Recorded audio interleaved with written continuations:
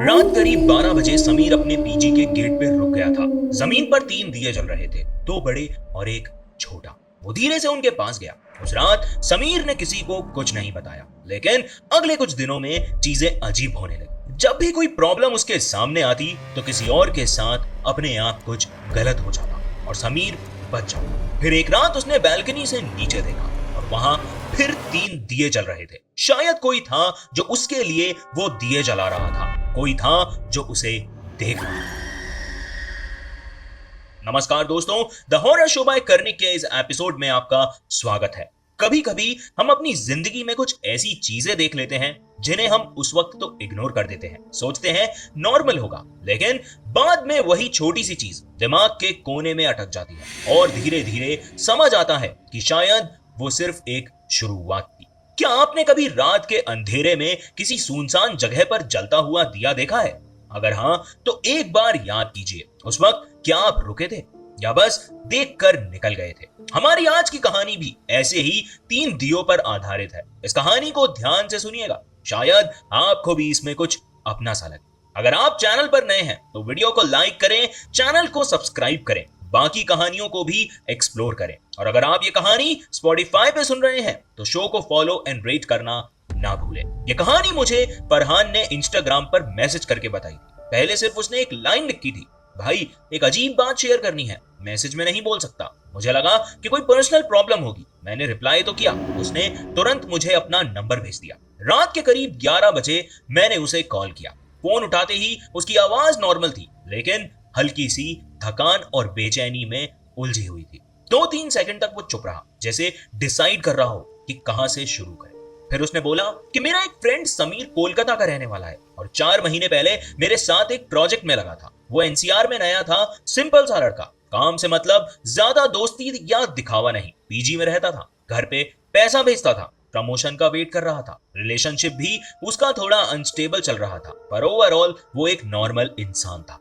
फरहान ने कहा कि उसके साथ कुछ हो रहा था। फिर उसने धीरे से कहा कि सब एक साथ शुरू हुआ था और वहीं से उसने मुझे पूरी कहानी बताना शुरू करी। समीर को एनसीआर में आए हुए लगभग 6 महीने हो चुके थे। कलकत्ता की आदत अलग होती है, शहर तेज होता है पर लोग थोड़े ठहरे हुए। यहाँ सब कुछ उल्टा था, ट्रैफिक रुकता नहीं था, लोग रुकते नहीं थे और वक्त तो बिल्कुल भी नहीं।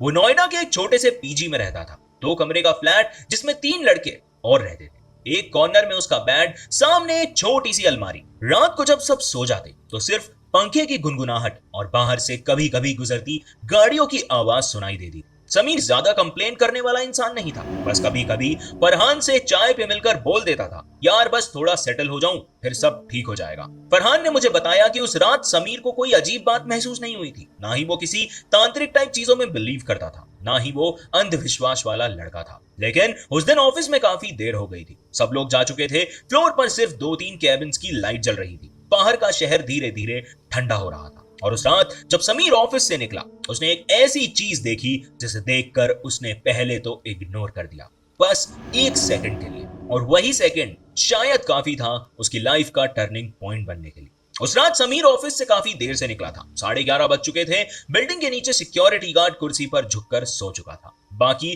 पूरा कॉम्प्लेक्स लगभग खाली हो चुका था। रात की हवा में एक अजीब सी ठंडक थी, दिन भर का शोर खत्म हो चुका था। समीर ने हेलमेट पहना, बाइक स्टार्ट की और धीरे से रोड पर निकल गया। उसका पीजी ज्यादा दूर नहीं था, पर रास्ते में एक छोटा सा अंडरपास आता था। दिन में तो वो जगह नॉर्मल लगती थी, पर रात में वहां हमेशा अंधेरा ज्यादा गहरा रहता था। जब समीर अंडरपास के पास पहुंचा तभी उसकी नजर लेफ्ट साइड पर पड़ी। वहां जमीन पर 3 दिए जल रहे थे, 2 बड़े और एक छोटा।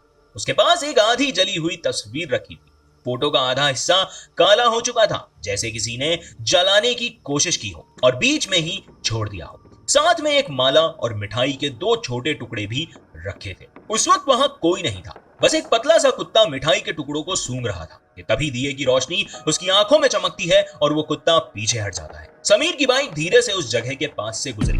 उसने ब्रेक नहीं लगाया, बस 1 सेकंड के लिए गर्दन घुमाकर देखा। 3 दिए की लौ हल्की हल्की हिल रही थी। अंडरपास में हवा ज्यादा नहीं चल रही थी, फिर भी छोटा दिया अजीब तरह से कांप रहा था। समीर ने उस मूवमेंट को ज्यादा इंपॉर्टेंस नहीं दिया। अंडरपास का अंधेरा वहां रखे टोटके को अपने अंदर निगल चुका था। दिए की रोशनी अब सिर्फ एक छोटा सा पीला डॉट बनकर रह गई थी और उस वक्त समीर को बिल्कुल अंदाजा नहीं था कि वो बस एक सेकंड के लिए रुकी हुई नजर उसकी जिंदगी में एक अजीब सिलसिला शुरू करने वाली है। उस रात के बाद सब कुछ नॉर्मल ही था। समीर घर पहुंचा, खाना खाया और थक कर सो गया। सुबह उठकर ऑफिस गया जैसे हर रोज जाता था। 3 दिए वाली बात उसके दिमाग में एक छोटी सी तस्वीर की तरह रह जरूर गई थी, पर उसने उसके बारे में ज्यादा सोचा नहीं। शहर में ऐसी चीजें कभी कभी दिख जाती हैं, ये बात उसके दिमाग में अभी भी चल रही थी। अगले कुछ दिन रूटीन बिल्कुल वैसा ही चलता रहा। ऑफिस, लैपटॉप, मीटिंग्स, ईमेल्स, सब यूजुअल। लेकिन धीरे धीरे कुछ छोटी छोटी बातें होने लगी जो पहले तो उसे कोइंसिडेंस लग रही। ऑफिस में एक कलीग था जो हर मीटिंग में समीर की बात काट देता था। प्रेजेंटेशन के वक्त उसके आइडियाज को लाइटली ले लेता। एक दिन पता चला कि वो अचानक लीव पर चला गया है। उसके घर पे कोई मेडिकल इमरजेंसी हो गई थी। उस दिन समीर को उसका प्रेजेंटेशन हैंडल करना पड़ा। मीटिंग सरप्राइजिंगली बहुत अच्छी निकली। क्लाइंट ने उसके काम की बहुत तारीफ की। 2 दिन बाद एक और अजीब चीज हुई। एक डील थी जो काफी टाइम से पेंडिंग चल रही थी। कंपनी के किसी और टीम मेंबर को मिलने वाली थी, पर लास्ट मोमेंट पर कुछ कंफ्यूजन हो गया और फिर फाइल समीर के पास आ गई। उसने बस रूटीन तरह से काम किया, लेकिन उस डील की वजह से उसका मंथली परफॉर्मेंस स्कोर अचानक इंप्रूव हो गया। उसने उस वक्त भी इस बात को कोइंसिडेंस ही माना। फिर एक शाम ऑफिस से वापस आते वक्त एक छोटा सा रोड एक्सीडेंट हुआ। एक बाइक अचानक उसके सामने आ गई। समीर ने ब्रेक मारकर बाइक तो कंट्रोल कर ली और वो बच गया, लेकिन साइड से आने वाला एक दूसरा बाइकर स्लिप हो गया और उसका हाथ फ्रैक्चर हो गया। उस वक्त समीर ने उस बात को भी ज्यादा इंपॉर्टेंस नहीं दिया, लेकिन जब फरहान ने मुझे बाद में ये सब बताया, उसने एक लाइन बोली थी, प्रॉब्लम ये नहीं थी कि ये सब हो रहा था, प्रॉब्लम ये थी कि हर बार समीर को अपने आप बेनिफिट मिल रहा था। शुरू के कुछ दिन समीर ने इन सब बातों को कोइंसिडेंस ही माना। शहर में हर रोज हजारों छोटी बड़ी चीजें होती रहती हैं। किसी को प्रमोशन मिलता है तो किसी की प्रॉब्लम सॉल्व हो जाती है। लेकिन फिर उस दिन एक छोटी सी बात ने उसका ध्यान खींच लिया। एक शाम ऑफिस में बैठकर वो अपने काम की वीकली रिपोर्ट बना रहा था। लैपटॉप स्क्रीन पर डेट्स और टास्क की लिस्ट खुली हुई थी। तभी उसकी नजर अचानक कुछ दिनों पर रुक गई। उसने सोचा कि ये सब इंसिडेंट्स एग्जैक्टली कब हुए थे। उसने क्यूरियोसिटी में पिछले कुछ दिन याद करने शुरू किए। कलीग का इमरजेंसी लीव, डील का अचानक उसके पास आना और रोड एक्सीडेंट जहां वो बच गया था। समीर ने कैलेंडर खोला और डेट्स चेक करने लगा। पहले उसे लगा कि वो बस ओवर थिंकिंग कर रहा है, लेकिन जब उसने 3-4 दिन मैच किए तो एक अजीब सा पैटर्न सामने आने लगा। हर बार जब कोई प्रॉब्लम उसके सामने आती थी तो किसी और के साथ कुछ गलत हो जाता था और रिजल्ट ये होता कि समीर उस सिचुएशन से अपने आप बाहर निकल जाता। ये सब सोच के उसके अंदर एक अजीब सी बेचैनी हुई। उसने सोचा कि क्या ये सब एक कोइंसिडेंस है। ये बात उसने खुद को कही। उसने लैपटॉप बंद किया और घर चला गया, लेकिन उस रात नींद जल्दी नहीं आई। बेड पर लेटकर उसका दिमाग बार बार वही सोच रहा था, अगर ये सब नॉर्मल कोइंसिडेंस है तो फिर हर बार वो ही कैसे बच जाता है। अगली शाम उसने फरहान को कॉल किया। उसने कैजुअली बात शुरू की, फिर धीरे से बोला, यार अजीब सा लग रहा है, जब भी मैं फंसने वाला होता हूँ कुछ ना कुछ हो जाता है। फरहान ने हंसी में उड़ा दिया, तू ज्यादा सोच रहा है, शहर में ऐसे कोइंसिडेंस हो जाते हैं। समीर ने भी उस वक्त बात को वही खत्म कर दिया, लेकिन उसके दिमाग में एक बात बैठी रह गई थी, अगर ये सब बस कोइंसिडेंस है तो फिर उस रात अंडरपास में जलते हुए 3 दिए उससे इतने क्लियरली क्यों नजर आ रहे।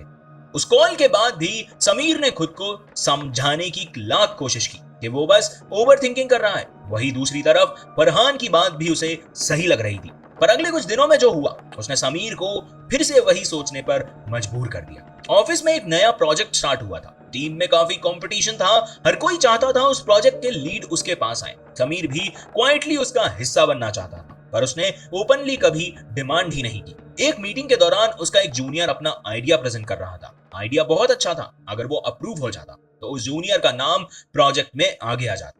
समीर ने उस वक्त एक अजीब सा डिसीजन लिया। उसने मीटिंग में कामली बोल दिया कि आइडिया प्रैक्टिकल नहीं है। 2-3 टेक्निकल पॉइंट्स निकाल दिए जो उसने पहले नोटिस भी नहीं किए थे। रूम में बाकी लोग भी उसकी बात से अग्री कर गए। जूनियर का प्रपोजल वहीं रिजेक्ट हो गया। उस वक्त समीर को बस इतना लगा कि उसने एक स्मार्ट मूव किया है, लेकिन उस रात घर जाकर जब वो बेड पर लेटे हुए फोन स्क्रॉल कर रहा था तो उसके दिमाग में अचानक वही थॉट वापस आ गया, क्या मैंने उससे ये प्रोजेक्ट छीन लिया।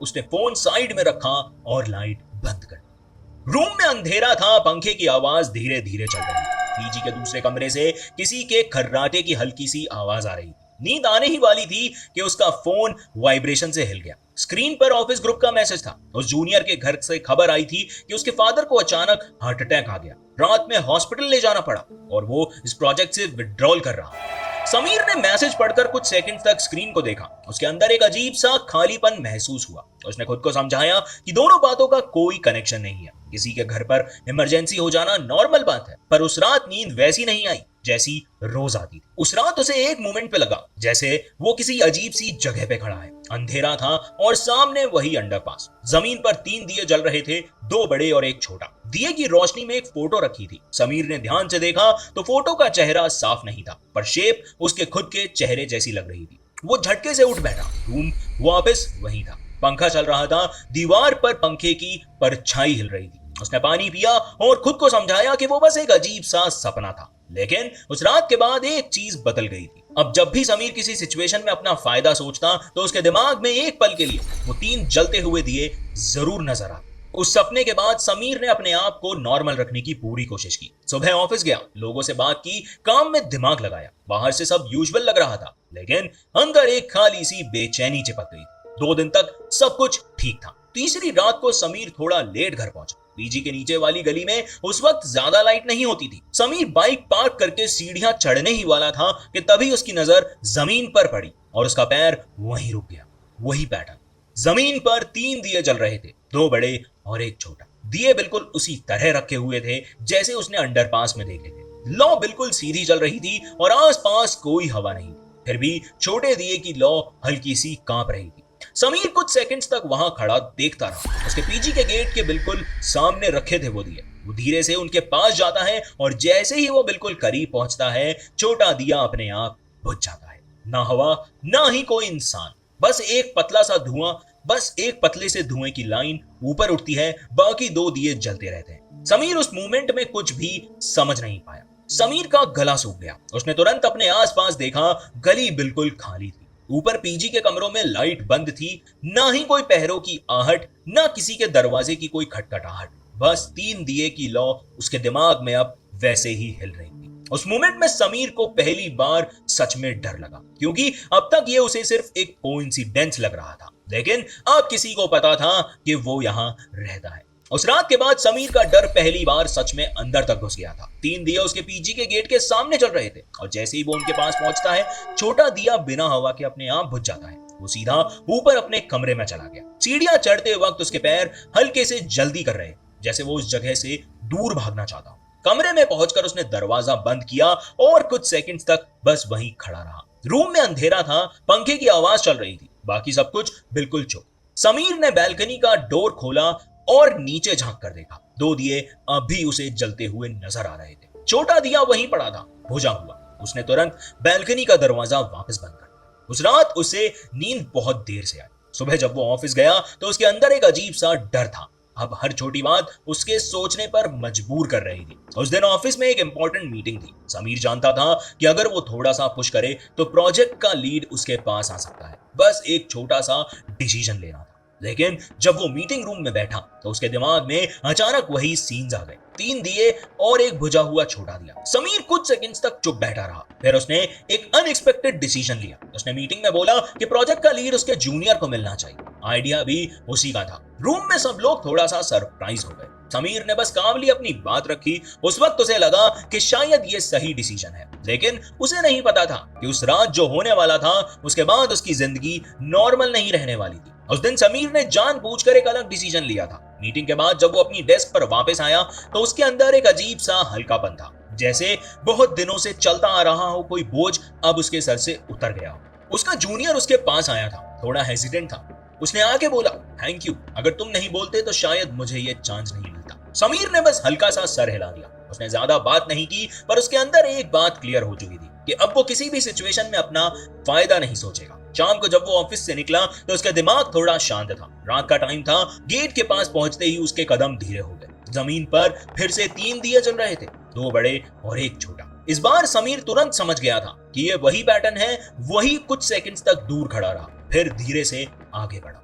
दिए की रोशनी बिल्कुल सीधी जल रही थी। आसपास बिल्कुल हवा नहीं थी। समीर का दिल थोड़ा तेज धड़क रहा था। जैसे ही वो उन दियों के पास पहुंचा, छोटा दिया अचानक हिलने लगा और फिर वैसे ही बुझ गया जैसे पिछली रात बुझा था। समीर ने कुछ नहीं कहा, ना उसने किसी को बुलाया, ना ही उसने पीछे मुड़कर देखा। वो सीधा सीढ़ियां चढ़कर ऊपर चला गया।